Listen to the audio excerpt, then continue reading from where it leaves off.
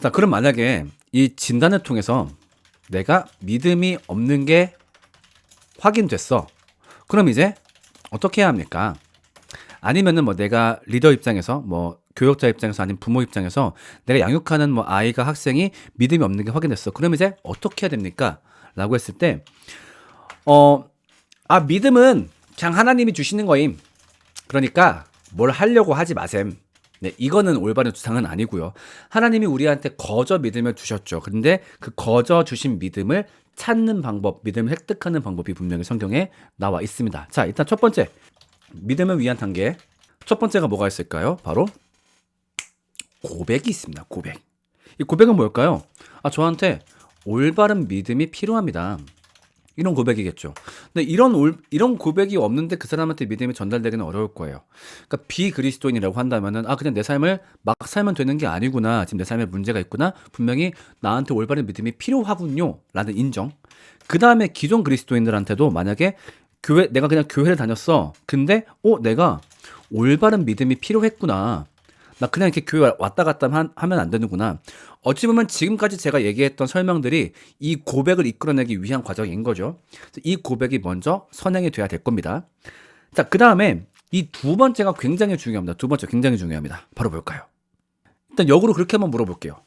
만약에 누군가가 나 믿음이 생기지 않아요. 나 믿음이 없는 것 같아요. 나는 아까 얘기했던 구원이 진짜 감사한지 모르겠어요. 라고 얘기했을 때 이렇게 구원에 대한 올바른 감사가 없는 경우 대부분 그 원인이 뭘까요? 거의 90% 원인이 뭘까요? 대부분? 몰라서 그래요. 몰라서. 이게 뭐 대단한 이유가 아니야. 뭐 정말 뭐 그분이 막 임재하지 않아서 뭐 대단한 이유가 아니라 구원에 감화되고 싶어도 정보가 부족해. 정보가. 여러분들 구원을 잘 알고 계십니까? 보통 구원에 대해서 물어보면요. 그 지식이 한 두 문장 정도 나와요. 그러니까 예수님이 우리 죄를 위해 죽으심, 그리고 우리는 그것 때문에 천국감. 자, 이 정도 나오거든요. 자, 물론 누군가는 딱 이 정도의 지식만 있어도 거기에 대해서 감화가 되기도 해요. 너무 감사하다. 그런데 보통은요, 이 두 가지 문장 갖고 사람을 감화시키기 쉽지가 않아요. 왜냐면은 이 두 가지 문장들은 오히려 여러 가지 질문들을 생산해 내거든요. 잠깐만.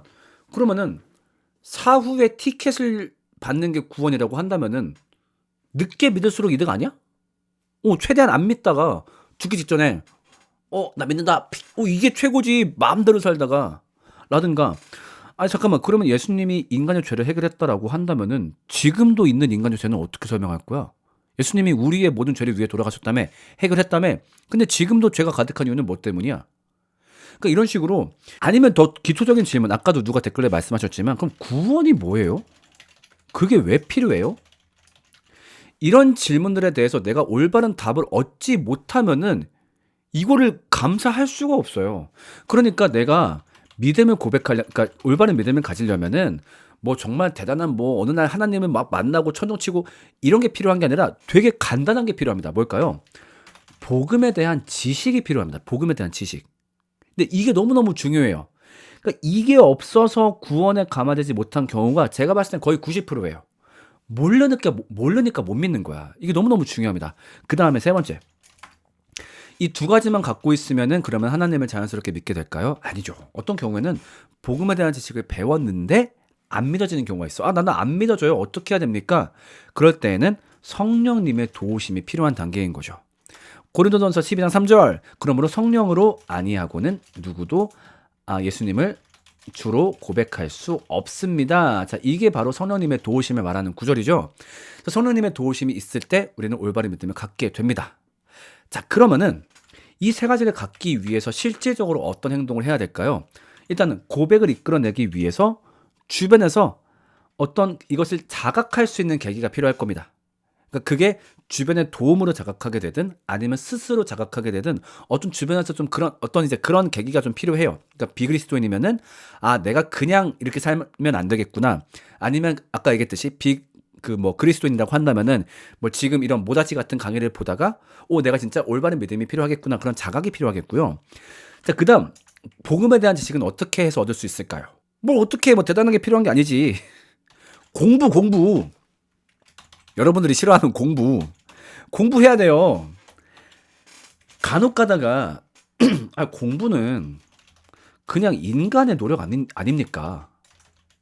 너무 그냥 인간적인 노력 아닙니까? 뭔가 믿음을 가지려면 좀 영적인 어떤 체험, 영적인 그런 행동이 있어야 되지 않겠습니까? 라고 얘기할 때가 있는데, 여러분, 그럼 영적인 행동, 영적인 체험이 뭐예요? 막 산에 올라가가지고, 와, 하다가, 으아, 으아, 이게 영적인 겁니까? 그렇게 인식할 때가 많은데, 아니요, 그게 영적인 게 아니에요. 가장 영적인 체험은 무엇이냐면은, 바로 성경 공부입니다.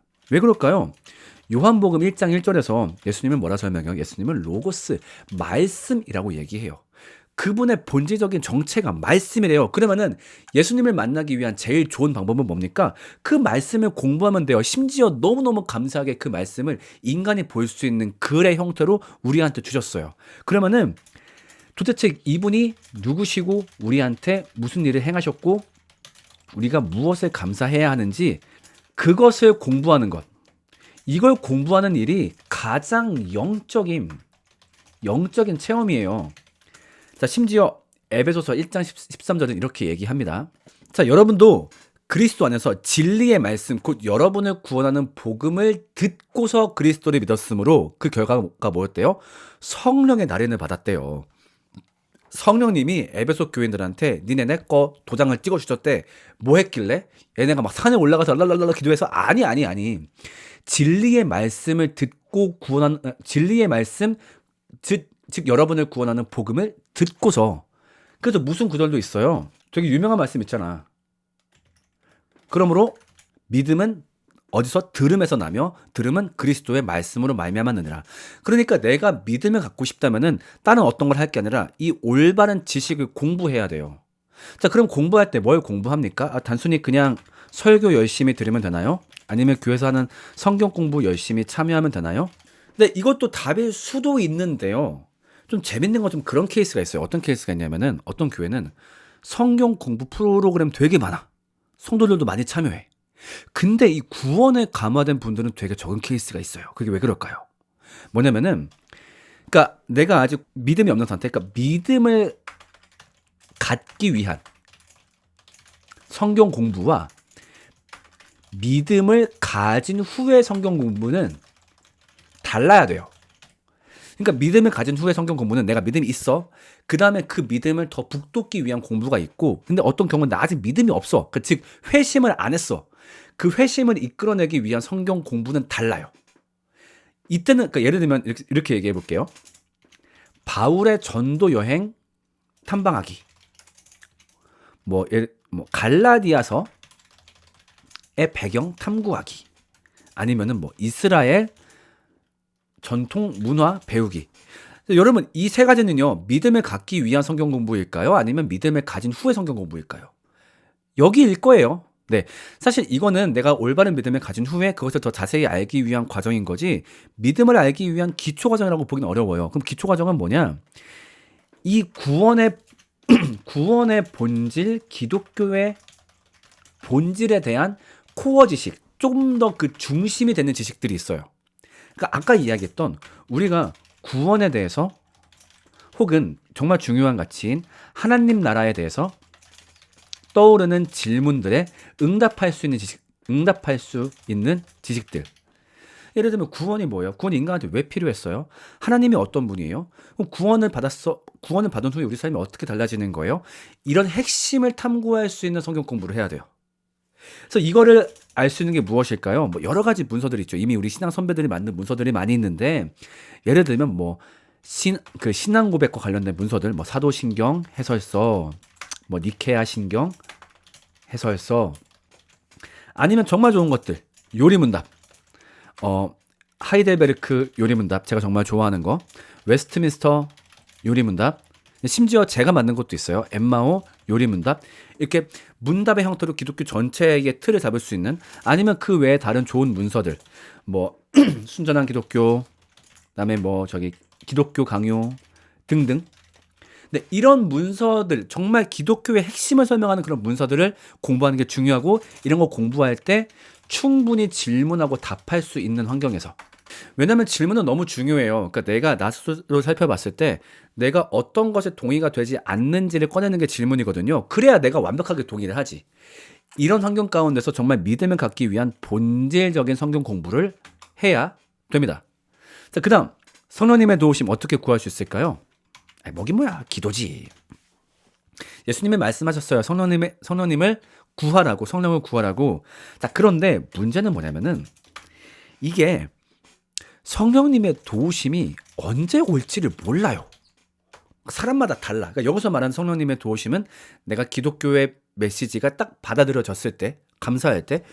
근데 케이스가 되게 다양한 게 어떤 케이스는 그냥 복음을 배우기 시작하는 초반에 막 감화가 되기도 하고, 어떤 사람은 복음을 배우면서 서서히 그냥 뭐 끄덕끄덕 하다가 나중에 보니까 내가 복음에 감화가 되어 있는 거지. 그다음 또 어떤 케이스는 복음을 다 배웠어. 근데 동의가 안 된대. 아니 어쩔 수 없나 보다. 갑자기 한 3년 후에 갑자기 감화가 되기도 하고. 그러니까 여러 가지로 정말 이 케이스가 다 달라요. 그렇기 때문에 근데 이거는 누가 결정하냐? 몰라. 알아서 하실 거야. 중요한 건 뭘까? 초조해하지 말고 기다리는 마음으로. 근데 안 주시면 어떡해요? 노노노, 예수님이 보증하심. 너희 중에 자녀가 떡을 달라고 할 때 뱀을 줄 자가 누가 있겠느냐? 악한 너희도 자녀에게 좋은 것을 주거늘 하나님께서 성령을 구하는 너희에게 성령을 주시지 않겠느냐? 언젠간 그것이 오겠거니 하고서 정말 안심하면서 기도하면 돼요. 그럼 기도는 어떻게 할까요? 성령님을 구하는 기도니까 성령 그 임재 기도 와라라라라 쥐야 이걸 얘기하는 게 아니에요. 뭐 이렇게 기도할 수도 있겠지만 굳이 막 같은 말을 세게 반복할 필요 없어요. 그거는 중언부언하는 기도이고요. 너무 간단해요. 그냥 공부할 때 같이 기도하면 돼요. 성령님, 지금 배우는 이 지식이 내 안의 지식으로 머무는 것이 아니라 저의 진심의 믿음이 되길 소망합니다. 성령님, 이 자리에 우리와 함께 하셔서 이 공부의 내용이 저의 진심의 고백되게 도와주세요. 네, 이거면 됩니다. 그래서 초조해하지 말고 이 과정을 반복하게 되면은 우리한테 믿음이 다가올 수 있게 되는 거죠. 자, 그러면요. 이 믿음을 위한 3가지 단계를 활용해가지고 우리가 조금 더 분석을 할 수 있습니다. 무슨 분석을 할 수 있냐?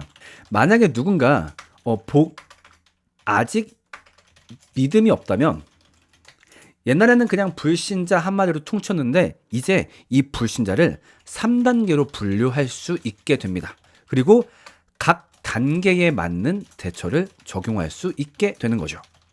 자, 그러면 이 믿음을 위한 3단계를 어떻게 3단계로 어떻게 불신자 분류에 적용할 수 있을까요? 그것은 다음 시간에.